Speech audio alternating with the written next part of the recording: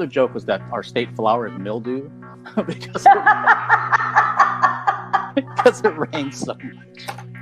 And so you might just accidentally push yourself in the wrong direction a little bit, and then it's like, I'm going to pay for it the next day. There's no guarantee whether we'll do it. But I was just like chilling, I look over and I was like, oh, hello, vagina. I was keep that compass pointed, true north to what you believe. Definitely don't go to school. Go to rock and roll school. That's kind of crazy, but I don't remember this. Me neither.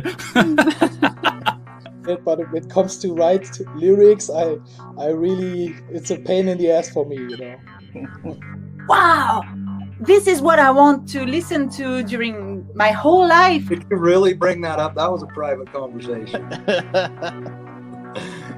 I hope people keep thinking that I'm really relaxed while I'm playing and do not realize when I'm playing the difficult parts of the song. Those things are always interesting just because I'm so scattered. Polka metal can be interesting. Polka metal, yes. I like it. It's a microphone. What am I supposed to do with this? I'm not sure. I don't remember. I know who to sue. Yeah. It was that being told I can't and I shouldn't made me want to do it. And I'm really hopeful that that's not possible. I want to be in their presence, so I conduct my life in a way that I hope that they want to be in my presence as well. The only way for us is to spit straight fire. We are one no matter where we are, straight fire. Good afternoon, good evening, good morning, wherever you are in the world. I'm Mark Sugiyama from Eclectic Arts, based here in Seattle, Washington, in the United States of America. Thank you so much for joining me on this Thursday, the 17th of June, 2021. And as always, a few quick housekeeping details before we get to this afternoon's interview. Coming up tomorrow, Friday at 1 p.m. Pacific Daylight Time, I have the return of the Fun Table Sessions, which is a virtual hangout happy hour type of thing where it's not an interview. We just kind of hang out and shoot the breeze with various guests from the long list of people that I've had the pleasure of interviewing. And tomorrow scheduled will be, we've got Zaza from Furies, which is a traditional heavy metal band from France. We have Marina from Phantom Elite, which is symphonic metal she's based out of Germany, and which she's originally from Brazil. And we have Jessica from Dianthus, which is a progressive metal band from Los Angeles. So that's at 1 p.m. tomorrow. If you want to join the chat, you can come hang out here on YouTube or Twitch. And then I also have the Cancer Slug live stream on Sunday, the 20th at 7 p.m. Pacific Daylight Time. This is going to be with the entire band, and it's going to be to help promote everything they have going on. And I believe this is the very first live stream they've done as a band. So that's going to be at 7 p.m. If you want to know more about what's going on with me, you can follow me as Eclectic Arts Media, one word, on Instagram. That's where I post everything first. And then some of that information migrates over to other social media platforms. If this is your first time watching my channel here on YouTube, if you could subscribe to my channel, I greatly appreciate it. And if you want to know what's coming up, you can hit the little notification bell, but that will send you emails to your inbox. And if you're on the Twitch side of things, if you could follow me over there, I greatly appreciate that. I've gotten quite a few Twitch followers this week. So I always try to check out everyone else's channels as well, build that community. And yeah, everything is really looking on the up and up in terms of what I have going on. I do have also, just to let you know, live streams on Monday, Tuesday, and Wednesday next week.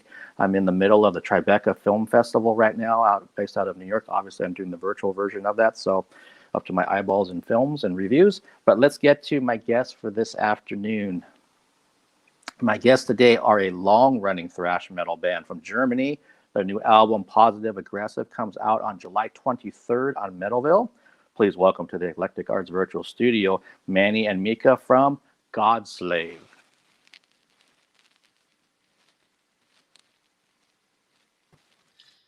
Hey there.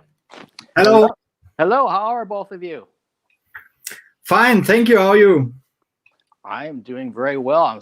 Thank you so much for taking the time today or this evening over there so that we can talk about the band and everything you got going on. Thank you for having us. All right. So as I mentioned pre-show, and everybody who watches my channel knows that my foundation is metal. I'm a metalhead. I always have been, always will be.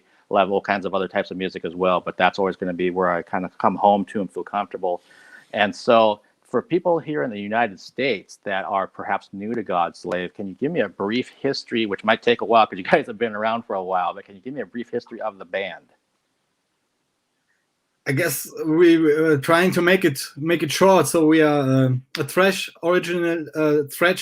metal band that had a predecessor called Slavery that was more a little bit like death metal, and they changed into the new band Godslave, doing more thrash metal things. Unfortunately, Manny and myself, we are not original founding members. We joined the band both in the last years, but as our scene here in the southwest of Germany is not that big, so we all noticed Godslave, I guess, since from the beginning, and so we attended to the concerts and showed up when they played around, and yeah, so it was the chance to join the band a few years ago. Yeah. Besides that, everybody knows everybody in our scene, in the local scene, and I was with Godslave as a backup musician for as soon as they started back in 2008 or 2009, because Bernie and Tommy, the singer, approached me and said, "Hey, you helped out with our old band Icon, and we know what you can do, and we need a backup musician in case something goes wrong, and so we don't have to cancel any shows." And I said, "Yeah, fuck yeah, I'll do this." And so there was helping out over the years, and when the time came around to part ways with their old lead guitar player, they asked me, and I said, well, of course. It was the only decision to make. Yeah, seems like it makes perfect sense. You've been a part, working with the band for that long, and then it was a challenge to make a change. Then it was like, hey, you should step in there and do your thing. It was a lazy decision. Okay, the guy knows all the songs already. Let's take him. It was kind of low-hanging fruits. Exactly. Oh man. Well, it's great that you guys are in the band, and for people that love thrash metal, and if you just love metal in general, I think you're really going to dig this band when you get a chance. And once we're done with this live stream, go check them out for sure. They've got a ton of footage up on YouTube and all the other social media channels. And but let's talk about the new album, Positive Aggressive. When did you start writing this? Was this before the pandemic lockdown? Was it during it? Both? Actually, it was parts of some songs on this album were written back in 2016. That's some old ideas I had lying around since then and rediscovered. But the actual writing process, like dedicated writing process for this record, started about, I don't know, 2019? 19. Early 2019, I'd say. Yeah. That's when, everybody in our songwriting team, me, Mika, and Bernie, started writing songs, and we just put them somewhere and didn't show them to anybody until the time came when we said, okay, let's put the things on the table and let's have a look what we did. Yes, and then we met up. We had like, I guess 14 or 16 songs, and then we picked the best ones out and said, okay, that will be the album then. Yeah, and then but it was a continuous writing process due to the pandemic situation. It was a bit grievous because couldn't really meet up to rehearse the stuff, and so the schedule time for the studio had to be delayed, and I had some trouble with my wrist here, so I couldn't come to the rehearsals and play guitar properly, and all this the stuff you don't need, but it helped shape the album into what it is now. Actually, this was one of the main problems with the pandemic. So the actual songwriting was basically finished when the pandemic began, but due to the pandemic, we couldn't rehearse, and we had to postpone the studio and all this. So this made us a few problems, but we managed. We managed through it. Yeah, it was pretty last minute stuff. The As always. Yeah, as always. But the vocal pre-production with our singer Tommy, I did like a week before I was scheduled to enter the studio. So it was like just in time production. And that makes perfect sense what you're saying, because a lot of the bands and musical guests I've had a chance to talk to talked about the same thing, that depending on where they're located, when the pandemic lockdown was going on, there may have been like a window of time where things opened up enough where we could actually get together, maybe do a music video or do a couple of them back to back, get into the studio, whatever, and then they had to go their separate ways just because of the way the restrictions and the laws were at that time. And so with you guys having sounds like a pretty narrow window to get in there and record this album, how long did you actually spend in the studio then recording these tracks? Just recording the tracks was, I don't know, maybe if you condense it down to the actual time we took in the studio, it must have been about 3 weeks or something, but spread over beginning of October until late January. And we had to switch up the schedule, because usually you go in, do the drums first, do the bass guitar, do the rhythm guitar. And I was the first one to hit the studio, and I recorded the rhythm guitar tracks to the programmed drums from the demo. Then Mika came in, laid down the bass lines. Then Toby came in and did the drums properly. So all ass backwards all the way. It was complicated, complete chaos. But so we were lucky because we had a great pre-production. So everything was set up with drum tracks, and so we could work in a good way in the studio. Yeah, the album was pretty much fleshed out like the way we actually wanted it, and so we could hit the studio and push through in a very precise and professional manner. So we don't have to, try around which amps to use. We knew which amp we were using, which gear we were using, and the time in the studio with our producer Phil just made things a tad bit better that it needed to hit the high level we are at now, and that's awesome that this worked out this way. Okay, well, yeah, it sounds like you put in the time with your pre-production, so that when you got into doing the tracks, it was like just get in there and hit them, because you know exactly what you wanted to do. You didn't waste any time, yeah, that's. I'm kind of curious. You mentioned earlier that the songwriting team of yourselves plus Bernie. That how do you? So you just kind of throwing riffs around. Everyone creates their songs differently, or someone already have the framework of a song, and then the other folks kind of work with it. What's your kind of songwriting process like when you guys get together? Mika, would you like to tell? Yeah, I would like to start, as I am not an actual guitar player. And a few years ago, I even haven't been a bass player.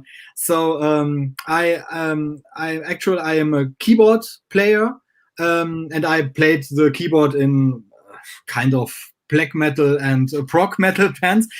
So we all are writing songs in a whole. So we write complete songs and show them to the others. In my situation, it's a little bit special because I record with a guitar, so I have basic knowledge of playing the guitar. I can do some riffs and stuff, but when I have to play melodies, or I want to show, this is a solo part, and there you have to do some weird things. I do it on the piano or on the keyboard and record this, and I give the songs to Manny, and we call it the Manny treatment. So he takes my songs, listen to them, and he records them the way a real guitar player would do it. So he adds a little bit to the guitar riffs, or how he picks the riffs and stuff.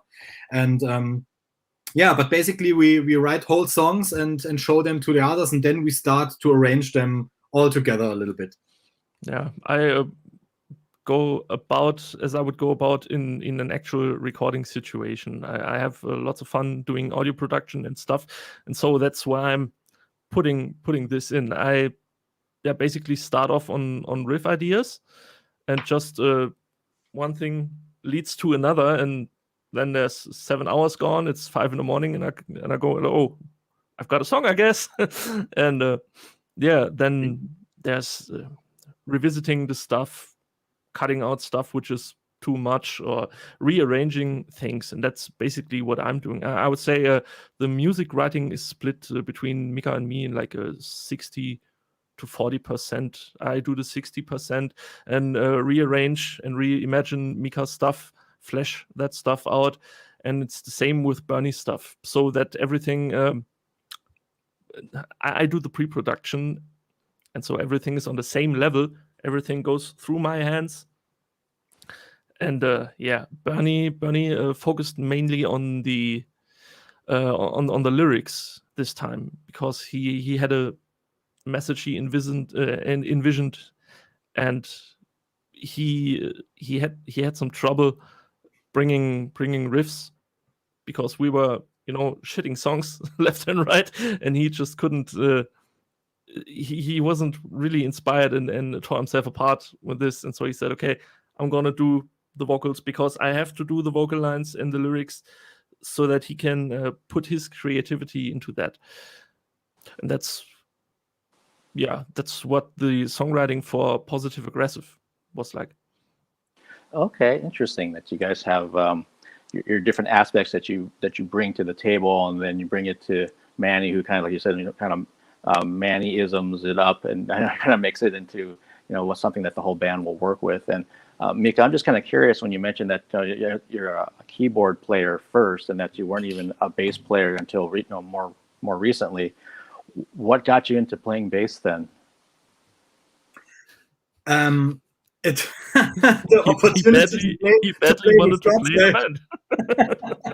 So I have been in bands before, but mainly as a keyboard player, and I was always interested in music and instruments. So I learned how to play the drums. I learned how to play guitar. So bass is, I really appreciate good bass players, but I'm more the guy who plays the bass like a simple guitar, to be honest. So I got in these instruments by myself. And when the former bass player of Godslave left the band, all friendly, but he wanted to do other stuff, and I was trying to start a band with Bernie, the original founding member of Godslave. We just wanted to do a horror punk project, and we already had started. So it was a little fable of us to listen to horror punk, Misfits, and all this stuff. And we were already starting a horror punk project, and I already started with songwriting, but it didn't work out because Bernie was too much involved with Godslave. And then it was the situation that the former bass player left the band, and we sat one evening. We sat at dinner with Bernie and his wife and my girlfriend. And we talked about the situation, and I asked, do you mind if I try to do this bass thing with Godslave? And Bernie said, yeah, I already waited for, why don't you ask earlier, you dumb idiot? So, okay, I tried. I rehearsed the songs. I made an audition. So I met the whole band. I played some songs, and we checked how the chemical between us all was, and then they said this will work. And since 2015, it seems to work. Okay, well, thanks for sharing that. That makes sense. That so that you knew Bernie, and so it becomes like that for a lot of bands. Like, well, who do you know when they have a spot to fill? It's like, well, I know this person. He can play, or we can hang out with him. We're not going to kill each other or something like that. So on a personal level, we get along, and then on a professional level, know that you could do it, and then that's great. Actually, they asked me beforehand just because I was doing the helping out. They asked me, we know you're a lead guitar player, but we need a bassist. Would you mind? And I said, yeah, that's really not my thing. Sorry. And I declined. But yeah, worked out in the end. Yeah. I'm where I am. I feel really comfortable. Okay, well, yeah, that's great that you guys have you have your spot in the band. And man, I'm also curious. You mentioned that you had a wrist problem that kind of affected the recording of this album. So is your wrist okay now? Do you have to have surgery to it or something? No, I do have to get surgery for it. It's like I don't know the English word for it, but it's your joints. They do produce some juice. I don't know, and my joints do this a lot, in particular in this area, and I never really noticed it because I just thought, yeah, okay, I sleep like a fucking idiot, and so my tendons are always overstretched, and I thought this was the problem until I went to the surgeon. He said, no, you've got a ganglion, and I said, oh shit. So and then I was treated. So he basically put a needle into it and sucked the stuff out, which is exactly as comfortable as you imagine it. And then he put some he put some painkillers into it, so the whole wrist was completely numb for 2 days. But that way I could play, and I got this treatment right before the recording again, and that's where I'm at now. But still got a day job, and I can't go around slamming my hand into walls just so it can be it can be treated. It's a ticking time bomb for us at the moment, because if he is playing more guitar, it could be the situation that then the wrist is getting worse, and then he gets his surgery and he will be knocked out for 6 weeks or so. So although we don't wish him bad luck, but we hope that it will happen soon, so we have the time that everything is over when we can hit the stage again. Yeah, actually it's getting worse right now, so I'm on a good way, I'd say. Wow. Yeah, no, that's I hope everything that you're just saying, I hope everything works out within the timeline that you needed to. Being a guitar player myself, I can't imagine. So was it painful then, basically? Yeah, it's actually the fast downstrokes get me the most. Playing quickly isn't that big of a problem. It's just the endurance is gone completely from not being able to play and not playing, because there was some, the album was a sad story, and everybody was stressed out and everybody had negative feelings. So after I broke up with my girlfriend like a week before hitting the studio, and so all the shit came together in the months of recording. And so after that, after being finished in the studio and recording the last solos at home and bringing them to the studio to be reamped, I just couldn't see or hear anything more of this album for like 3 months or something. But yeah, it'll work out in the end, I guess. I'm pretty excited for the album. Okay, well, yeah, and it's interesting that I mean, it's not a positive in the sense, but in a weird way, that some of the things you went through personally feel themselves into probably how this album sounds, because it sounds pissed off. It sounds angry, and that's exactly what you need for this type of music. If you're trying to sing like lullabies or something, then maybe not so much, but for thrash metal, it's perfect. It totally fits that.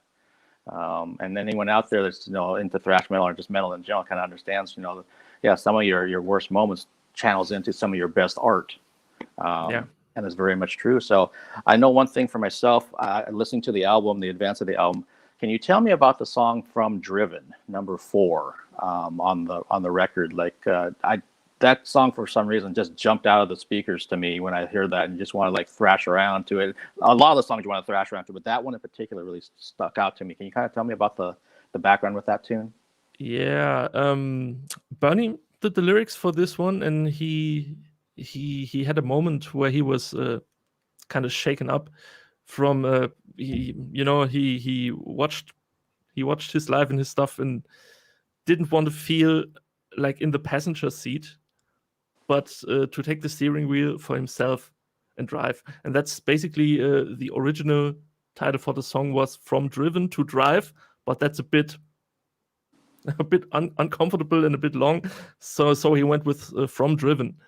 And I think what might inspire him is like the obvious Far Beyond Driven influence by Pantera, because the song was kind of influenced by Pantera, but not really actively. Like I was going to sound like Pantera or something. I wrote the song, I don't know, back in 2018, I guess. It was or one something. of the first songs I remember to listen to the new songs. Yeah, one of those. And actually what inspired me was Nevermore. I was playing this and I was kind of inspired by Jeff Loomis playing. I thought, yeah, no one's ever gonna play this. And so I slowed it down like, I don't know, 30 BPM or something, and then it came into the realm of possibility. And then I went from that, and there was just those mean breakdowns all the time, and I thought, yeah, I like this. I'm gonna go with this. But it still got some speed. And then when the solo came about, you know, I have a neck and an undeniable love for Blind Guardian and Andre Olbrich. And so I went this direction with the solo because it just fits right in there. And it's still something unusual because you have this fast yet groovy song with this completely over the top power metal solo. And I just like it. This was actually one of the first songs that I heard when we started songwriting and changing our ideas and songs, and I was completely blown away when I listened to this song, because I started the song and then there was this riff, this is and I thought, what the fuck, he wrote a Pantera riff. I'm a huge Pantera fan by myself. And I just thought, yes, he did a Pantera riff, and then it goes further on, and the song is kind of groove and fast, and then this power metal Blind Guardian solo mid of the song. It was just awesome. I was really happy when I heard this song, and it's one of my favorites of the album. Yeah, great. Yeah, thank you for sharing that, both of you. That I mean again, that song really stood out to me, and I'm also curious that a lot of the bands that I've talked to, especially if they remember vinyl and cassettes and things like I do, and physical media, that they're really intentional about the track listing on their records, like what starts it, what ends it, and this album ends with a really great song. So I'm wondering, was that intentional to put Final Chapters first as the last song on this record? It evolved this way. This song was originally written by me, and it's a little bit from its style. It's a little bit it differs from the other songs because he has this really sweet, catchy melody, and this kind of epic ending, and at first sight, Bernie didn't like the song. I said, yeah, listen a few times more, and then it grew the song. And when we were done, we thought, okay, this could only be a final song with all this epic ending and all this being such big at the end, and and so it just evolved to be the final song, and also following the lyrical concept from the album Positive Aggressive, it is also it was logical to put it at the end of the album. The logical conclusion to the album, yes. Okay, yeah, that makes sense too, lyrically, and also just the fact that it kind of just, I've always said this before, that to me the last song on any album, hopefully it's the one that makes you want to go back and listen to it all over again. And this one does. It kind of just brings everything together, kind of brings some closure to it. And then you want to go right back to track one and start all over again with it. So thank you very much. Yeah, absolutely. And as we kind of get close to wrapping this up, we've talked about this, and nothing's completely certain, obviously, with where we're at right now with the pandemic and everything. But what's coming up for the band besides the album release next month? Is there another video coming up? Is there anything else that you might have a gig like in the fall in Germany? what are we looking at for the future? Yeah, we've got at least 2 more videos coming up. But gig-wise, singles. Yeah. No, with me being the weak link in the chain, it's a bit uncertain as to if we are going to play. I don't think we're going to play any summer shows because due to the fact that we couldn't rehearse properly, we are not in any shape to play a gig right now. But yeah, please go ahead. The next schedule, I think the last gigs would have been in June now, and then we had stop, and I think the next would be in September, if it will happen. So who knows? But let's see what will come. So we will just make our release at the end of July. We will broadcast a small release show. It will not be a gig or streaming gig. We are doing a small show. We will pre-record it with some interviews, with some footage and stuff to make a little bit entertainment for this evening and to tell the people something about the album. And then we will, of course, start to rehearse again when if Manny's wrists will be better, and prepare for at least for other gigs in next year. Okay, well, and that's understandable too. That you've got the album coming out. It's great to hear that you've got some videos coming out. You're going to have a promotional release party with, like you said, interviews and some footage to it to sprinkle that through and keep things going. And at that time, kind of behind the scenes, Manny can kind of see where his wrist is at and if it's looking at surgery or whatever. And then hopefully by the time your wrist is ready and then things open up over there and stay opened up, then so, okay, this is ready. Now we can get together and get back on that stage and, thrash like everybody else wants you to, and what we want to do as well. So, guys, thank you so much for taking the time to do this interview. And everybody, again, it's coming out on July 23rd, Positive Aggressive from Godslave. And hopefully what we can actually do maybe once the album officially comes out is we can reconnect again and have a chance to do another one of these virtual interviews and talk about the songs in depth, because everyone will have a chance to actually hear the entire album at that point. So I'd love to reconnect with you guys right after the album release. I'd love to. Yeah, I'd love to. Awesome. Well, thank you again. Have a great night over there, and stay safe too. Thanks for having us. Bye-bye. Bye.